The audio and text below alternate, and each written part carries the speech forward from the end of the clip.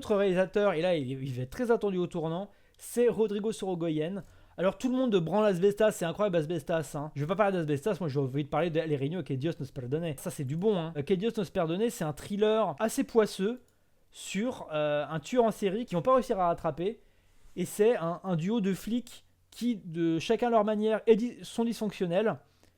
Et ça va suivre une sorte d'Espagne un peu sale, un peu, comment on appelle ça, déliquescente, avec un flic ultra violent, surprotecteur, un peu à l'ancienne, et l'autre qui est trop procédurier, mais pas assez empathique et trop froid. Et juste, c'est un thriller hyper bien mené, hyper bien filmé, avec des moments de bravoure, de fou, de course-poursuite, de plans-séquences assez dingues. Sorogoyen, il fait souvent des plans-séquences de fou furieux dans ses films, hein, que je recommande, avec des petits passages, des fois, dans le film d'horreur, en fait, tellement la mise en scène va vraiment exploiter l'ombre, le son, et des situations qui sont un peu cauchemardesques, alors que c'est pas du tout un film fantastique, quoi.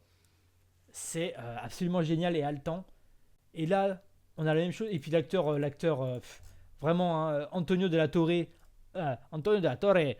incroyable, vraiment, mais un des meilleurs acteurs, je trouve. À chaque fois que je le vois, je le trouve exceptionnel dedans. Antonio de la Torre. Et dans El Reno, tu vas suivre un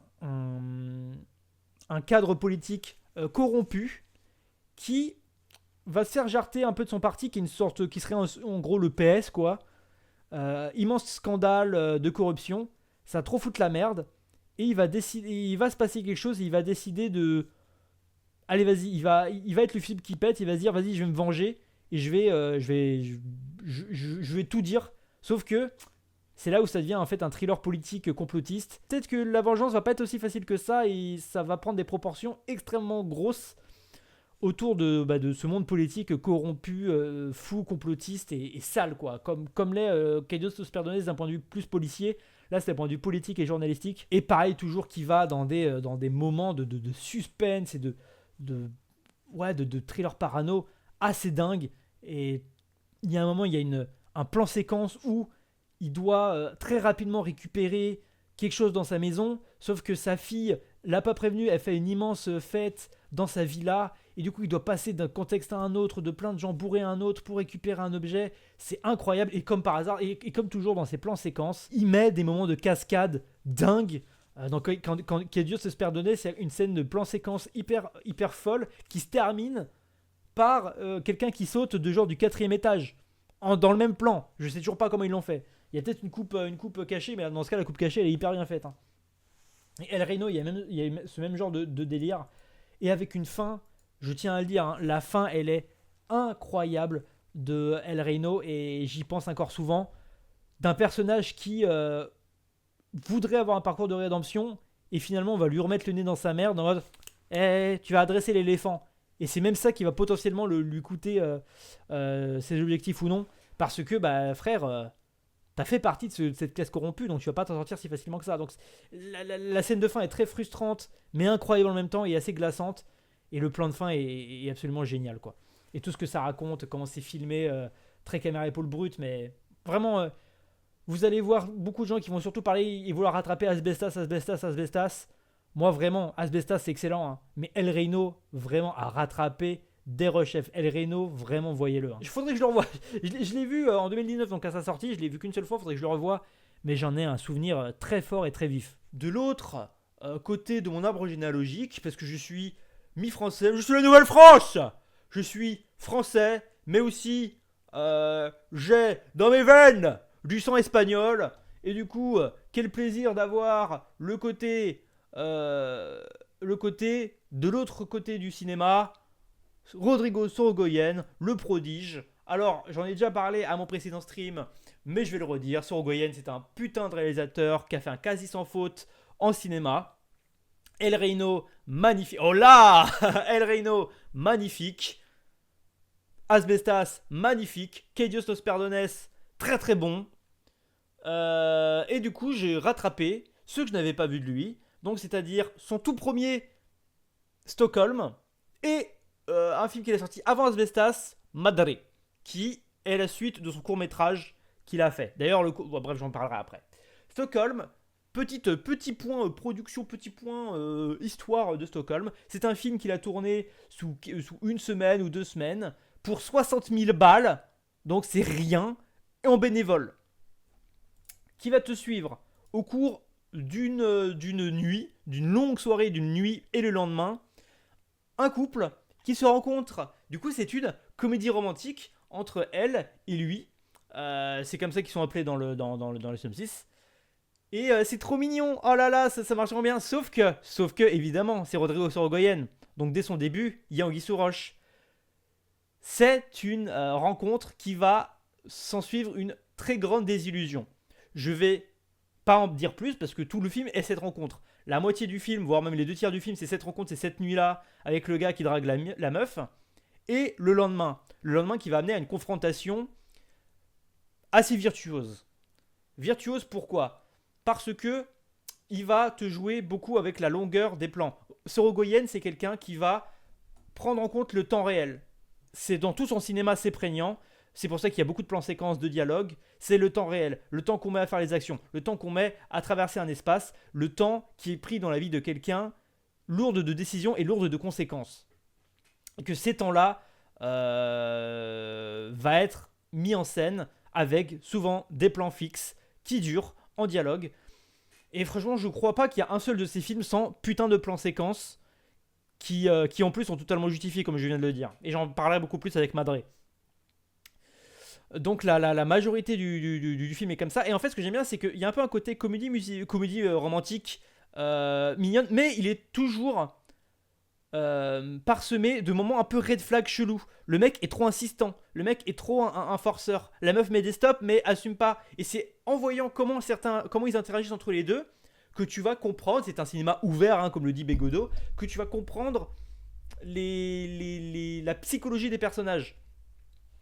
Et essayer de les comprendre. La femme qui est vraiment recroquevillée sur elle-même, cause pas, qui en même temps, le gars le saoule vraiment, mais ça lui fait plaisir que quelqu'un la courtise tout en mettant vraiment des stops très clairs, quoi. Et c'est cette insistance-là qui crée le gêne, mais comme cette insistance crée un moment vraiment complice entre les deux, tu joues toujours sur un côté ambigu, et l'ambiguïté psychologique des personnages, c'est le cœur aussi de Sorogoyen, et cette ambiguïté est déployée dans ces longs dialogues en plan fixe ou en quelques contre-champs vraiment excellents, ce qui fait un film prenant. Je vais pas mentir, le début Stockholm, genre les 30-40 minutes, j'étais en mode je suis pas dedans du tout. Je suis pas dedans du tout. Mais plus le film avance et plus tu vois voilà, ce long basculement qui va totalement être autre chose dans la deuxième partie qui est du coup le lendemain de cette rencontre et qui va être une sorte de revanche mais qu'à travers le dialogue et la considération de l'autre. Ce qui fait que tu as des plans séquences, notamment un gros plan séquence de genre 10 minutes de dialogue toujours, hypnotisants, qui sont le sel de Sorogoyen. Et ceux qui ont vu Asbestas, vous savez probablement de quel plan je parle quand je parle de ce plan séquence de 15-20 minutes dans un bar qui est juste un débat politique. C'est magnifique. Dans Madré, l'ouverture du film, c'est 10 minutes de plan séquence de dingue. Et dans Madrid, il y a d'autres plans séquences de dingue. Dans Que Dios nos perdones, c'est un tueur qu'on essaie de capter dans un petit appartement de capitale. Et pourtant, on n'y arrive pas. Il se cache dans tous les petits recoins et il réussit à s'échapper au sein d'un même plan séquence. Toujours le temps long qui justifie le plan séquence, qui en plus sont techniquement magnifiques. Ce que j'aime bien, c'est qu'il y a quand même un côté poseur, mais en même temps, c'est ultra justifié et très immersif, cohérent avec ce qu'il va raconter et signifiant. Donc c'est du bon, ce qui fait que Sorogoyen est un putain de réalisateur. Et Stockholm sont les graines de ça. Et d'ailleurs, je n'ai pas vu, mais je sais qu'il a fait 2 séries, Antidisturbios et El Años Nuevo sur Arte disponible, qu'il faudrait que je regarde. Mais bon, là, j'ai pas le temps de regarder des séries. Enfin, je pourrais avoir le temps de regarder les séries, mais j'ai envie de regarder plus de films de Cannes. Donc voilà, Stockholm, je le recommande. Ça dure 1h30 d'ailleurs. Mais en général, les films Sorogoyen sont plutôt longs. Hein, mais celui-là, 1h30, mais tu m'étonnes, c'est une semaine complètement bénévole. Les acteurs sont magnifiques. Et d'ailleurs, le mec dans Stockholm rejoue dans Que Dios nos perdones. Et il est excellent. Madré s'ouvre sur un plan séquence qui, à la base, est un court-métrage de 2017 qu'il a juste mis dans son film. Plan séquence de 12 minutes avec une femme, une mère et sa mère à elle qui sont dans leur appartement. Elle reçoit un appel, son appel c'est son fils qui dit qui est en vacances avec son père en France, alors c'est des Espagnols. Et l'enfant dit papa m'a laissé tout seul sur la plage, il n'y a rien autour, je ne sais pas où je suis. Et la daronne qui panique. Pendant 10-15 minutes, plan séquence de dingue, avec une performance de dingue, qui est là ce que vous voyez là, va s'en suivre sur une fin ambiguë. 10 ans plus tard, voilà, elle a perdu son fils. On ne sait pas s'il est mort ou pas, il est juste disparu. Et elle va aller sur cette même plage, du coup qui est, je sais plus, Saint-Jean-de-Luz, je crois, un truc comme ça, pour tenter de trouver son fils, pour voir, mais il est petit son fils. Ah oui, il avait 6 ans. Il avait genre 5 ans, 6 ans, un truc comme ça. Oui, j'ai oublié de le dire, oui, il est 5 ans, 6 ans.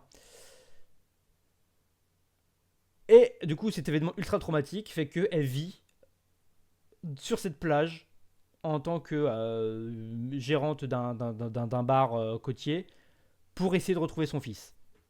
Et il s'avère que elle rencontre un jeune qui pourrait être son fils. Et va s'en suivre 2 heures de, de relations ambiguës entre cette rencontre qui mélange en fait une sorte de début de romance, mais aussi le fait qu'il y ait vraiment ce côté elle veut revivre par procuration l'adolescence du fils qu'elle n'aura jamais vécu. Et sauf que le fils, le jeune, essaye de la drague en fait, et elle accepte, mais en mettant quand même des stop par moment. Donc il y a vraiment une relation très ambiguë, bizarre, qui décuple la détresse de ce personnage principal qui est magnifiquement joué par. Attendez que je retrouve. Qui est magnifiquement joué par Marta Nieto. C'est magnifique. Donc voilà, pitch titanesque un peu. Ah bah le pitch, bonjour Curie Noir, le pitch il est toujours... les pitchs du Sorgoen, ça permet vraiment de déployer ce qu'il sait faire. Mais celui-là, il est beaucoup plus thriller compatible. Et en fait, ce qui est... alors, en soi, ça pourrait être un spoil, mais en fait, c'est quelque chose que tu comprends rapidement de toi-même, parce que c'est un cinéma pareil qui est très ouvert, qui te va pas tout te mettre dans la gueule. Tu vas rapidement comprendre que c'est pas son fils en fait. Enfin, ça devient de plus en plus clair. Plus tu as des nouveaux éléments sur le fils, plus tu dis oui, non, c'est pas son fils. Mais elle continue d'être d'élu en fait. Et c'est ça qui est magnifique, c'est de voir qu'elle continue de laisser la chose se faire et qui va prendre plus de place dans sa vie personnelle et aussi dans la vie des parents du jeune.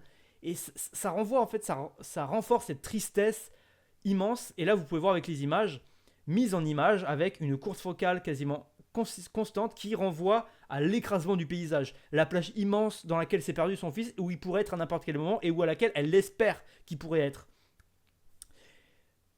Par des longs plans qui rappellent ce plan séquence, ces 10 minutes, ces 10-15 minutes qui ont changé sa vie à jamais, qui ont fait, qui lui ont enlevé son fils. Et du coup, le film, tout est à faire de temps réel, encore plus que ces autres films Casbestas, que El Reino et ce genre de choses. Même si c'est tout son cinéma qui te parle du temps réel. C'est pas pour rien que sa dernière série en date, Los Años Nuevos, c'est 13 épisodes et c'est un épisode d'un an à chaque fois. Donc, enfin, un épisode par un an d'une rencontre. Yo, ça a parlé de FF7, oui, rapidement au début, mais j'en ai pas parlé beaucoup parce que je suis encore en train de process le jeu, donc j'ai pas dit grand chose d'intéressant. Donc, Madré, c'est vraiment un putain d'objet de cinéma, beaucoup de plans séquences, des fois qui sont juste du dialogue et des fois qui sont des plans séquences, notamment un vers la fin qui est assez fort, qui des fois fait un peu prouveur, mais qui te renvoie à ce temps réel. Elle est toujours bloquée dans ces 10 ans qu'elle a, qui l'ont figé dans le temps. C'est ça qui rend encore plus fort, même le fait même d'avoir mis ce premier court-métrage, qui est juste l'intro du film qu'il a fait en 2017, pour ensuite étendre par la suite. C'est-à-dire qu'il a repris tel quel le court-métrage pour étendre comme ce personnage qui est encore bloqué. Coucou Médicis. Donc Madrid est un film, est un bijou de cinéma de Rodrigo Sorogoyen qui montre que vraiment il est fort. Mais coucou Zero One, je parle de Rodrigo Sorogoyen. Et avant j'ai parlé d'Arthur Harari. Mais voilà, Madrid, techniquement c'est un bijou, c'est super, c'est magnifique. Hyper bien réalisé. Mais 2 heures, c'est trop long. Voilà, 2 heures, j'avoue. 2 heures, je trouve qu'il aurait pu raccourcir ça parce qu'en fait, ça devient un peu répétitif. C'est logique, mais vas-y, je trouve qu'il y a des séquences. Vas-y, c'est encore une séquence où elle laisse le garçon flirter avec elle et elle est juste contente de pouvoir revivre par procuration l'adolescence qu'elle n'a pas pu vivre avec lui, ce genre de choses. Donc voilà, les 2 heures, je trouve, 10, 15, 20 minutes en moins, ça serait parfait, mais ça ne l'est pas, c'est dommage. À part ça, c'est un putain de film avec. Alors, pareil, le jeune, les performances sont magnifiques. Le jeune, je sais pas si c'est voulu qu'il ait une tête à claque et qu'il soit assez insupportable de comment il joue, comment il flirte. Ça passe bien en fait avec ce côté ambigu et les deux énergies totalement opposées de la protagoniste et du jeune. Ah, mais je sais pas, il y a un moment où je lui dis, ah, vas-y, il me saoule un peu, tu vois.